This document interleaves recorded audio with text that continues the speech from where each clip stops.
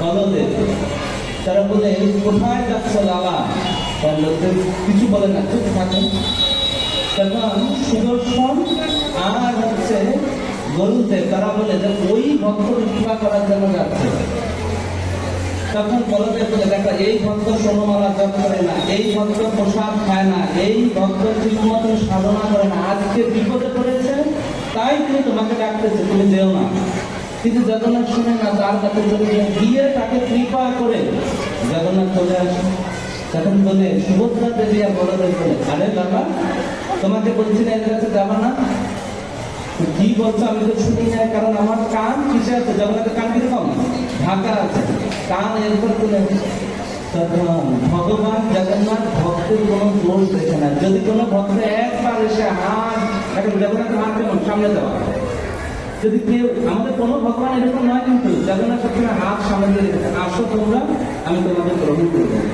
এই জন্য জগন্নাথ, অনেক ভগবান আছে, আমাদের ভগবান অনেক বিগ্রহ আছে, অবতার আছে, তারা রাস্তায় বের হয় না। কিন্তু কলিযুগে ভগবান জগন্নাথ তিনি রাস্তায় বের হয়েছেন, যারা যারা মন্দিরে আসে না তাদেরকে কৃপা করার জন্য। বলেছে এই কলিযুগে, সাউন্ডটা একটু ভাই ঠিক করে দেন, সাউন্ডটা শব্দটা ঠিক করে দেন। বলেছে এই কলিযুগে কেউ যদি ভগবান জগন্নাথকে দর্শন করে সে মুক্তি লাভ করবে। খালি দর্শন করলে মুক্তি লাভ করবে। কলিযুগে জগন্নাথকে দর্শন করলে, সত্য যুগে ভগবান হরিকে দর্শন করলেন, ত্রেতা যুগে ভগবান রামকে দর্শন করলেন, আর তারপরে ভগবান কৃষ্ণকে দর্শন করলে যেই ফল লাভ হবে, যদি কেউ ভগবান জগন্নাথকে কলিযুগে দর্শন করে সে সেই ফল লাভ করবে। ভগবান জগন্নাথের এইরকম মহিমা, খালি একবার আসো ভগবান জগন্নাথকে দর্শন করে, কোন সমস্যা, খালি একবার দর্শন করলেই হবে জগন্নাথকে। এই জন্য আমাদের সকলের উচিত, শুধু তাই নয়, কেউ যদি কত জনম, শত জনম যদি ভগবান জগন্নাথকে দর্শন করে, যদি একবার গুন্ডিচা মন্দিরে এসে এক পলক যদি ভগবান জগন্নাথকে দর্শন করে, তাহলে ওই শত জন্ম দর্শন করার ফল একবার গুন্ডিচা দেবীকে এসে মন্দিরে এসে ভগবান জগন্নাথকে দর্শন করে সেই ফল লাভ করবে। সকল উচ্চ বলে হরি বল। আমাদের কি করা উচিত? গুন্ডিচা মন্দিরে আসা উচিত, বসে কি করা উচিত? জগন্নাথের কথা শোনা উচিত। আমরা এখন কোথায় আছি বলেন তো? গুন্ডিচা মন্দিরে আছি। গুন্ডিচা মন্দির, এই মন্দিরকে বলা হয় গুন্ডিচা মন্দির। গুন্ডিচাকে, গুন্ডিচা হচ্ছে ভগবান জগন্নাথের মা। ভগবান জগন্নাথের কি মা বা মাসি বলা হয়, ঠিক আছে? কেউ মাসি বলে, জগন্নাথ বলে এই জগতে আমার তিনজন মা, এক হচ্ছে দেবকী, এক হচ্ছে যশোদা, আর হচ্ছে গুন্ডিচা দেবী আমার মা। কেন মা হয়েছে? যখন জগন্নাথ এই জগতে আবির্ভাব হয়, তখন জগন্নাথের কাছে জগন্নাথ বলে, রাজা ইন্দ্রদম্বকে আমার কাছে বর চাও। তখন রাজা ইন্দ্রদম্ব জগন্নাথকে বলে, প্রভু আমি চাই আপনি সব সময় খাবেন। ভগবান জগন্নাথ কতবার খায়? 56 বার খায়। খালি খাইতেই থাকে, খাইতে খাওয়া ভগবান।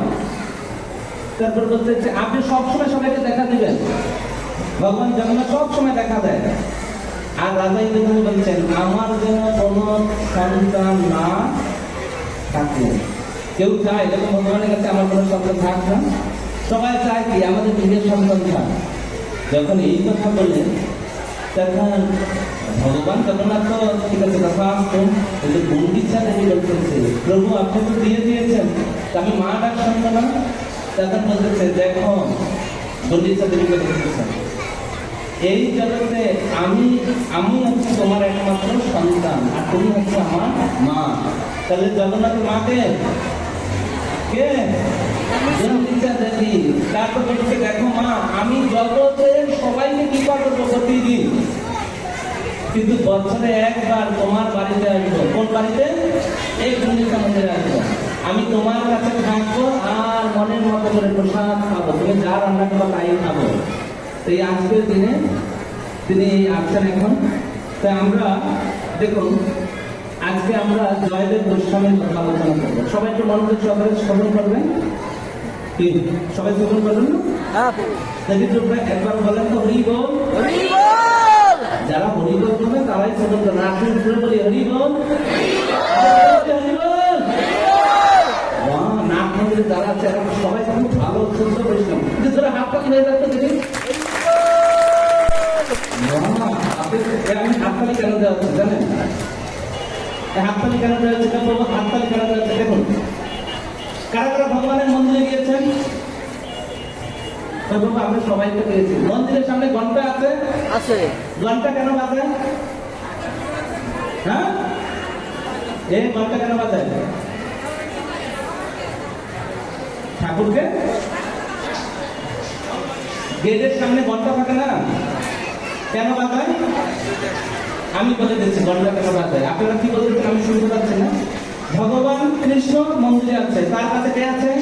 রাধা রানী আছে। কৃষ্ণ কার দিকে চেয়ে আছে? রাধা রানী দিকে। এখন কৃষ্ণকে তো আমার দিকে দৃষ্টি দিতে হবে। কিভাবে দৃষ্টি দিলে?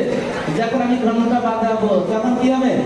কৃষ্ণ বলো কে এসেছে দেখি, তখন এই ফিরে দেখে সেই ঘন্টা কেন বাজাই আমরা? ভগবানের দৃষ্টি আমার প্রতি যেন হয়। তেমনি আমাদের ভিতরে অনেক অশুভ দৃষ্টি আছে। আমাদের অশুভ দূর করার জন্য ভগবান যাতে আমার প্রতি, এখন তো এখানে ঘন্টা নেই, ঘন্টা আছে এখানে, কিন্তু ভগবান যাতে আমার প্রতি দৃষ্টি দেয়, এই দৃষ্টির জন্য আমরা কি করি? এই যে কিছুদিন এবার হাততালি হয়ে যায়।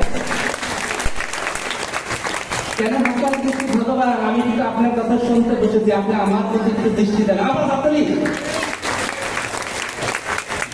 এইবার হাত মানে ঘুমটা চলে যাবে, হাততালি দিলে হাতটা খুব সুন্দর।